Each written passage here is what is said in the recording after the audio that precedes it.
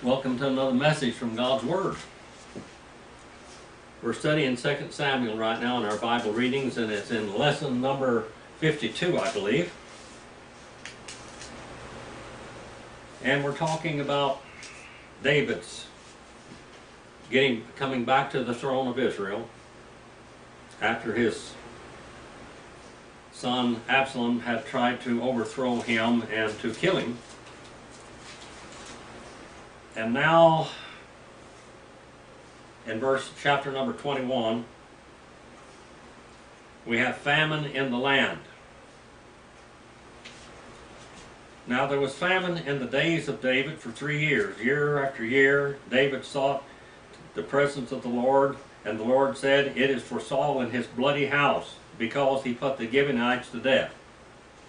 Now God is protecting people. And he calls to account what people have done. And there was famine in the land, not because that there wasn't any rain or anything, because God's displeasure. And so David called upon God and asked him, "Why are you doing this? What have I done wrong?" And he said, "It's because of Saul's bloody house, and how he put the Gibeonites to death." And the king called the Gibeonites and spoke to them. Now the Gibeonites were not the sons of Israel, but the remnant of the Amorites. And the sons of Israel made a covenant with them, but Saul had sought to kill them in his zeal for the sons of Israel and Judah. Thus David said to the Gibeonites, "What shall I do for you? How can I make this right? How can I make atonement that you may bless the inheritance of the Lord?"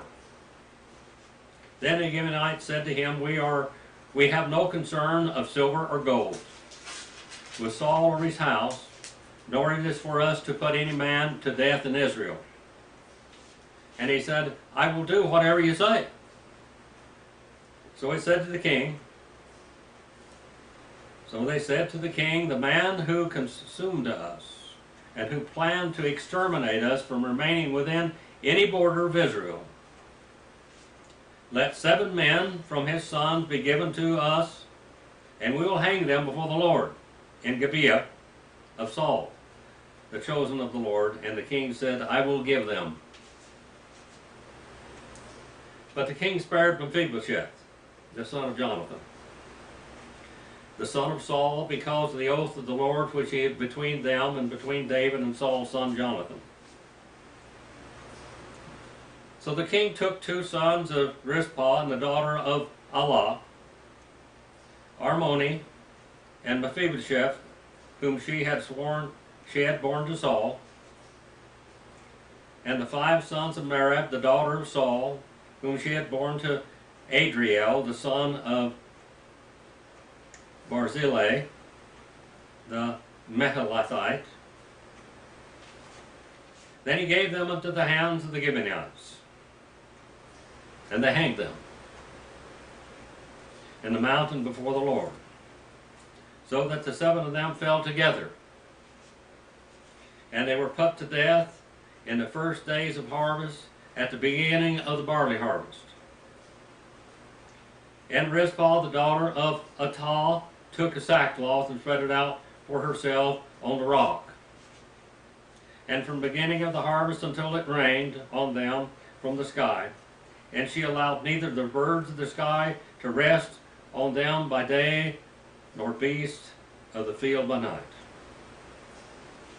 When it was told to David that Rizpah, the daughter of Allah, or Ayah, the concubine of Saul, had done, then David went out and took the bones of Saul and the bones of Jonathan and his son from the men of Jabeah Gilead, who had stolen them from the open square of Bethshan, where the Philistines had hanged them on the day the Philistines struck down Saul in Gilboa. And he brought up the bones of Saul and the bones of Jonathan his son from there, and they gathered the bones of those who had been hanged. And they buried the bones of Saul and Jonathan his son in the country of Benjamin, in Zelah, in the grave of Kish his father. And thus they did all the king commanded. And after that God moved by entreaty for the lands. A lot of things that we read in the Bible we don't understand at all. But karma, paybacks. Be not deceived, God is not mocked. Whatsoever man soweth, that shall he also reap. And it happened to Saul's sons. Saul's sons suffered for what Saul did. And in the Bible, we have things that's not a contradiction, but it said the son shall not suffer for what the sins of the father, and the father shall not suffer for sins of the son. But God commanded this. You do this. Now they're going to have a war with the Philistines. That's the next thing. And these Philistines, guess who these are? Among the great warriors of the Philistines are what? Marilyn, you remember? What was Goliath? He was the Nephilim. And there's 4 more of them. 4 more of his brothers. So let's look at this now. Now when the Philistines were at war again with Israel, David went down and his servants with him. And they fought against the Philistines, and David became weary. Then Ishbi-Benob, who was among the descendants of the giant, the weight of whose spear was 300 shekels of bronze in weight, was girded with a new sword, and he intended to kill David. This is one of Saul's, or not Saul's, but Goliath's brothers. Now, when David went out against Goliath, he slew the Goliath, didn't he? How many stones did he take? He took 5 stones because there were 5 of them. Mm-hmm. And he was going to kill them all at once. Yeah. And he knew that God would be with him supernaturally. And now here David is later in his life. And he's going to go out, and this man, this Ishbi-Benob, this giant, this Nephilim, Goliath's brother, is going to kill David. And Abishai, the son of Zeruiah, helped him and struck the Philistine and killed him. Then the men of David swore to him, saying, "You shall not go out again with us to battle, that you may not extinguish the lamp of Israel." They were afraid that David would be killed. And he's the king. That's God's man. And this giant almost killed David. Ishbi-Benob. Now it came about after this that war was again with the Philistines at Gob. Then Sabekah, the Hushathite, struck down Saph. Here is another. Saph is another one. This is another one of the giants, who was among the descendants of the giant. We have Goliath, we have Ishbi-Benob, and well, we have Saph. All brothers of Goliath. All giants, all Nephilim. Now in Genesis the 6th chapter said the Nephilim walked the earth.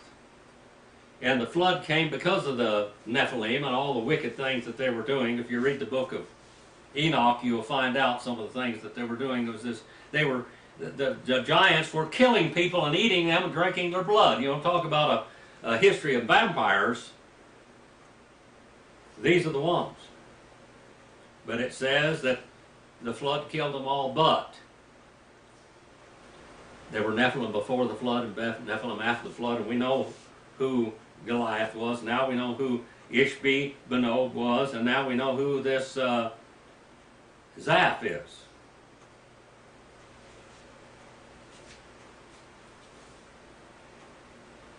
Verse number 19 now.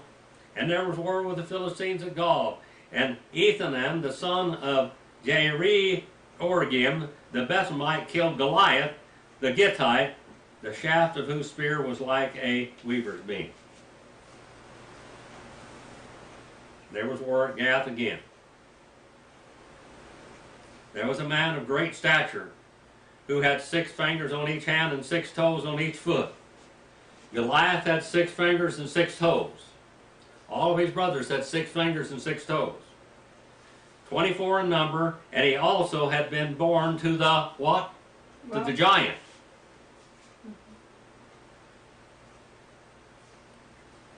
The word is Rapha, a Rephaim. These are the Nephilim.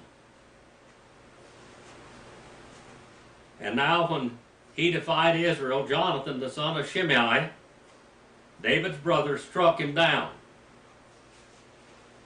These 4 were born to the giant in Gath, and they all fell by the hand of David and by the hand of his servants. All fell by the hand of David and his servants. All of these were Nephilim.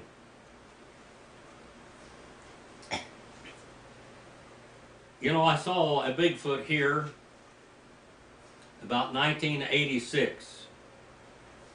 Down the road here about 9 miles. And I was struck. I was absolutely in shock. I was terrified when I saw the thing. I saw a man walking, what I thought was a man walking. We had got my son Jimmy and I were out there at the hot well taking a bath. And we started going toward the road, Highway 264, and I looked over there and out in the horizon, and it was nighttime, dark. I could see a human walking. I thought it was a man walking. And I watched it. I didn't say anything to my son. My son was talking. He was talking about something, I don't know what. I was looking at this guy. And I said in my mind, well, he's coming this way. He's broke down out there because the road goes over the hill to Silver Peak. And maybe somebody was broke down up there and maybe they're looking to get back. Maybe it's one of the residents of Fish Lake Valley. Except it looked pretty tall. Out, you know, he was a couple hundred yards, 300 yards away from me.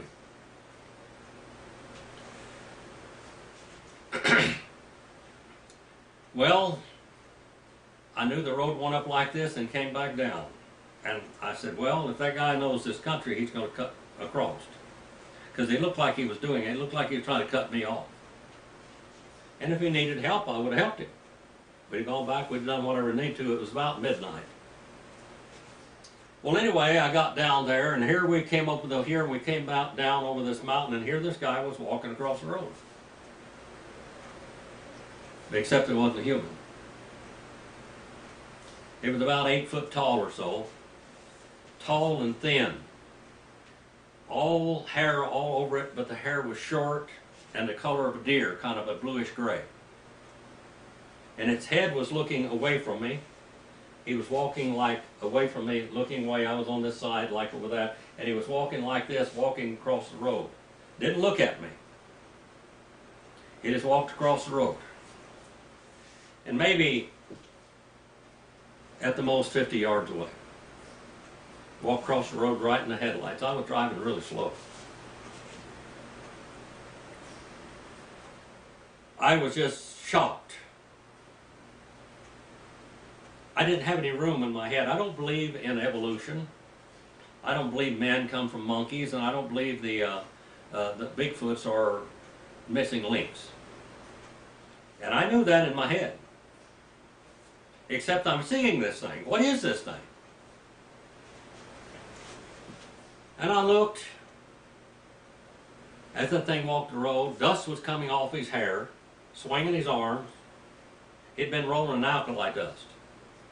I could see him, the long strides he was taking.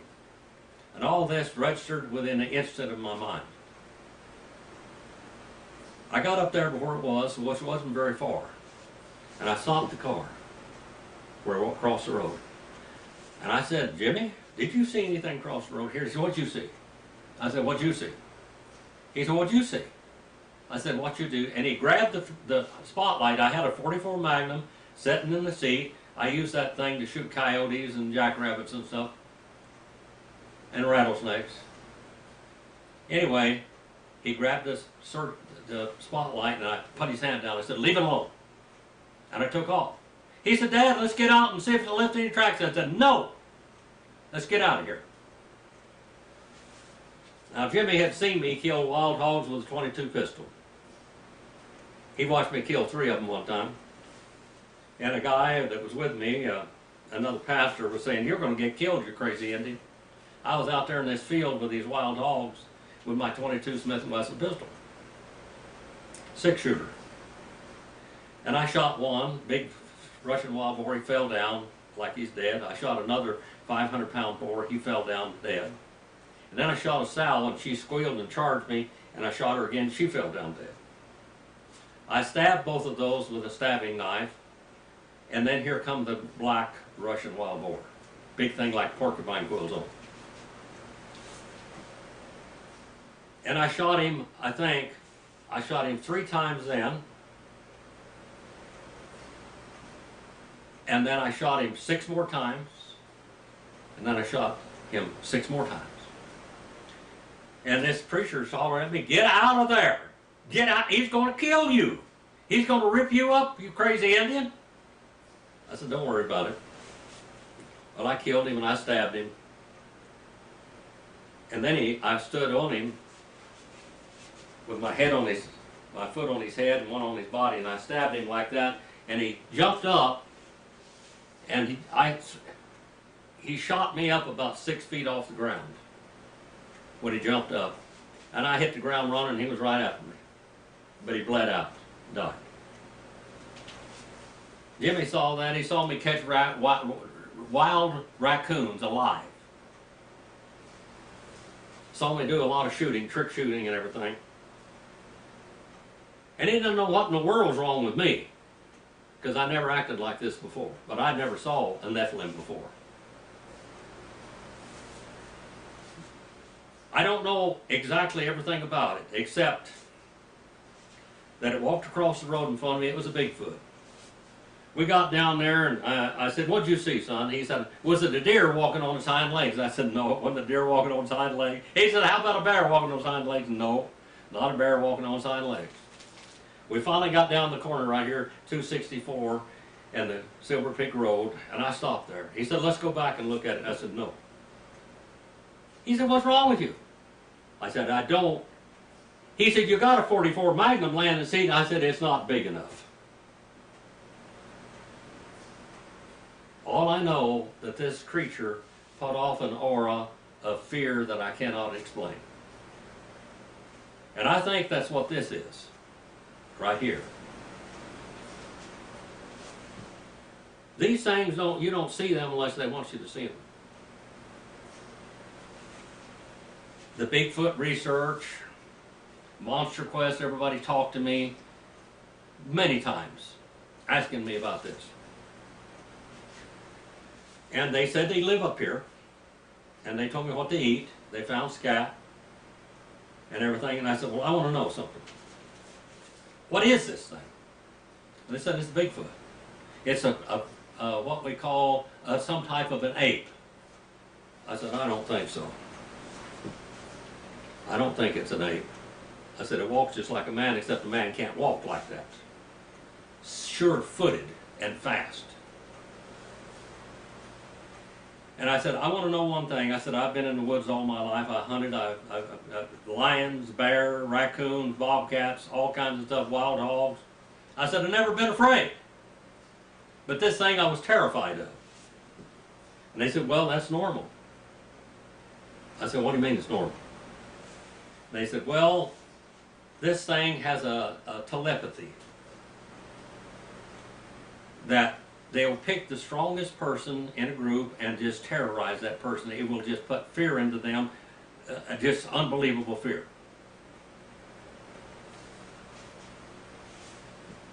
Now these creatures are like supernatural creatures here. They're beyond human weight, beyond human height, and this thing is too. And it scared me to death. And they said it zapped you. And that's not uncommon. I talked to another friend of mine. And this friend, I think his name was Jerry. It's been a long time since I talked to him. He had an uncle that he went hunting with up by Washington, almost into Canada. And they go out and stay out for 2 months in the wilderness in a cave or something. and camp and kill elk and bear and whatever, lions. And they went up there. They've been going up there for years, this nephew and this his uncle. And they went up there where they're going to go, and he said, get everything out. He took his rifle, and he said, I'm going to go just scout around a little bit. He'd gone for about 20, 30 minutes. He came back just white as a sheet. He said, just absolutely, he said, let's go. What do you mean, let's go? We just got here. He said, let's go now. He wouldn't tell him anything. Let's load up and go now. 2 or 3 years, they had been going hunting every year, and he kept asking him, no, I'm not going. No, I'm not going. No, I'm not going. And finally asked him, he said, what in the world happened up there? What happened? He said, well, short, I saw Bigfoot, and I'm not going back. It terrified me. He said, we can't do we can't kill it. It's too powerful. Another boy, another Indian boy up there in this area too, he was up hunting, deer hunting, and he ran on top of a Bigfoot. And he had a Model 94 Winchester 30-30, which held about 7 or 9 shots in it. Long barrel, 26-inch barrel with a full magazine. He saw the thing and fired every shot at that animal thing and ran off. He said, I didn't hurt it at all, didn't hurt it. He came back with a friend of his to go back and get his rifle. He dropped his rifle and took off running. He went right up there where it was, and on the ground was all of his rifle bullets, but none of them had been fired. He thought he felt the recoil and everything else. He was such terror. These giants were powerful. Whatever a Bigfoot is, it's a supernaturally powerful person. It's a thing. I don't want to ever see one again. People say, I'd like to see one. I said, good luck. I said, I don't ever want to see one again. They told me when I was interviewed by Big Monster Quest, they told me, you're lucky. I said, I don't feel lucky. I said, you've never seen something like this.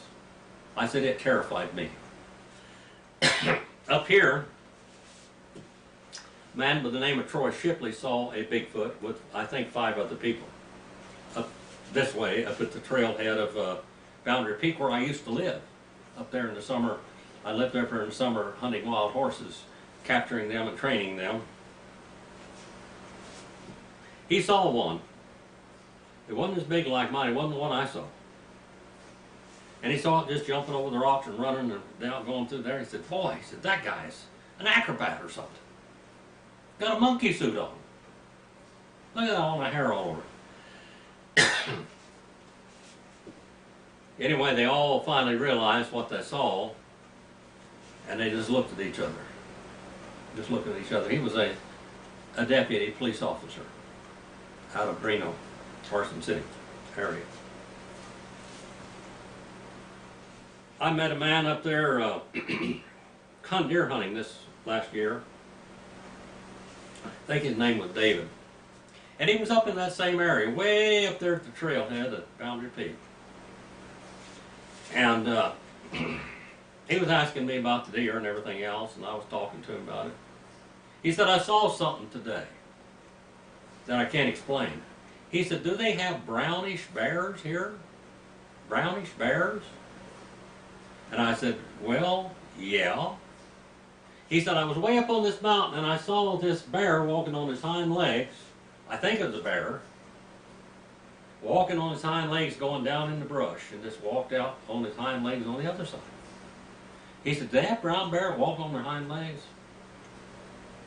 I said, well, I have seen brown bear up here, but I think what you're talking about is something different. He said, what? This guy, I told him I saw a Bigfoot. Marilyn, you were there. And he wanted to see one. He was going to shoot it. He had a 300 Winchester Magnum Thompson Contender rifle. I said, well, I think what you saw is what Troy Shipley saw up there. About 7 or 8 years ago, 10 years ago. He said, what's that? And I said, that's the Bigfoot. His hair like to stood on end. He was going to shoot one before.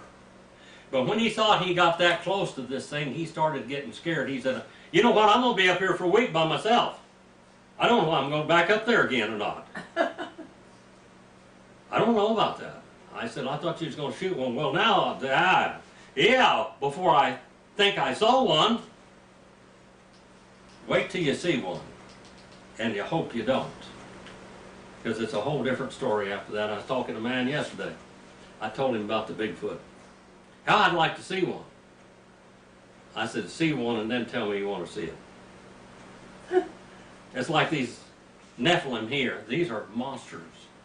These are terrible creatures. But God gave them ability to kill them. Had a 44 Magnum sitting in the seat.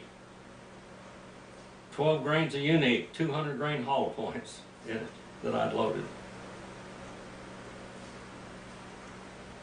I have shot rabbits going down the road with a car running and rabbits running with that pistol and rolled them. And I wouldn't have taken on that thing with both hands full of the same thing.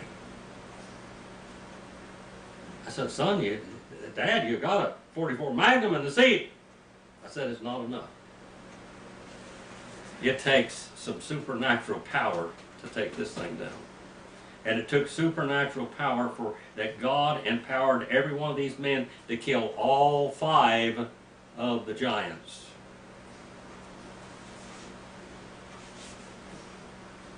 Karma, retribution, God's providence, God's protection. God took care of them. God took care of David. He used a man to rescue him.